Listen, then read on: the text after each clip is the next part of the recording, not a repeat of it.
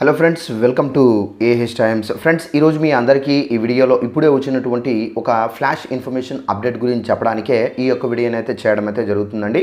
So ఆ flash information update ఏంటంటే, మన యొక్క ఏపీ రాష్ట్ర వ్యాప్తంగా డ్వాక్రా మహిళలు ఎవరైతే ఉన్నారో వీరందరికీ సంబంధించి మన యొక్క ముఖ్యమంత్రి చంద్రబాబు నాయుడు గారు అయితే అదిరిపోయేటటువంటి శుభవార్త అయితే ప్రకటించారండి. అయితే మనకు ఇక లోన్ డబ్బులని మీరు ఈ విధంగా కట్టాల్సిన అవసరం అయితే లేదు. అలాగే వీరందరికీ సంబంధించి రుణమాఫీ అనేది ఈ విధంగా అయితే ఇచ్చే యోచనలో అయితే ప్రభుత్వం అయితే ఉన్నట్టుగా అయితే వచ్చింది.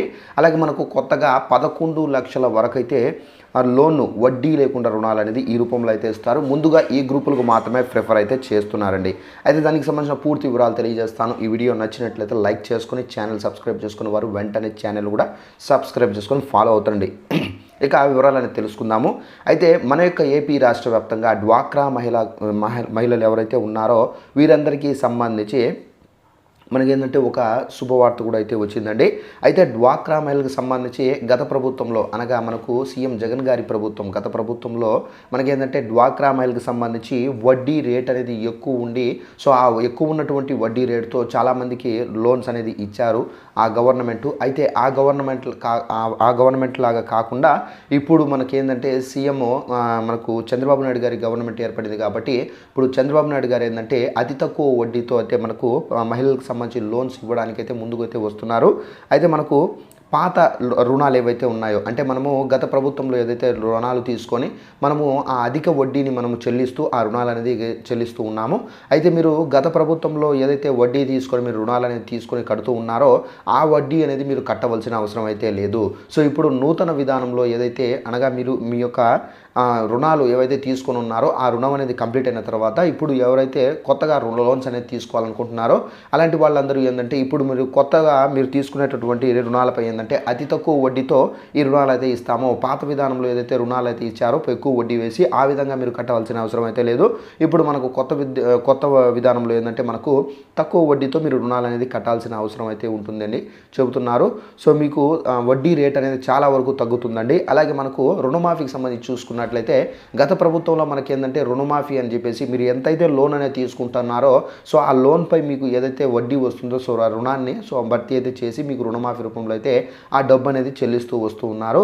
అయితే ఇప్పుడు మాత్రం ఏపీ ప్రభుత్వం అయితే మహిళలకు ఎంతో కొంత రుణమాఫీ అనేది చేయాలి కాబట్టి సో మనకు ప్రతి ఒక్క మహిళకు గత ప్రభుత్వం అంటే మనకు సీఎం చంద్రబాబు నాయుడు గారు ముందున్నప్పుడు ఏంటంటే ప్రతి మహిళకు 10,000 రూపాయలు అకౌంట్లో అయితే వేశారండి.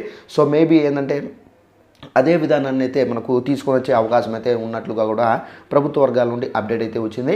అయితే మనకు రుణమాఫీకి సంబంధించి మనకేంటంటే మహిళలు ఎవరైతే ఉన్నారో డ్వాక్రా గ్రూప్లో మహిళలు వీరందరికీ ప్రతి ఒక్కరికి ఒకే అమౌంట్ వేసే విధంగా కూడా అయితే మనకు ఛాన్సెస్ అయితే ఉందని చెప్పేసి కూడా అయితే చెబుతున్నారు.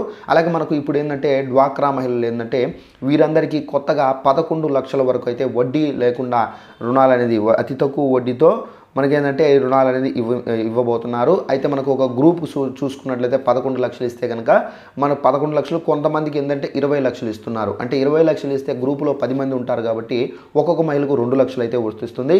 ఒకవేళ 11 లక్షలు ఇస్తే కనుక ఆల్మోస్ట్ ఒక గ్రూప్లో 10 లేదా 11 మంది ఉంటారు కాబట్టి ₹1,00,000 లేదంటే ₹1,20,000 ఈ విధంగా వాళ్ళకు కూడా అయితే వస్తుంది.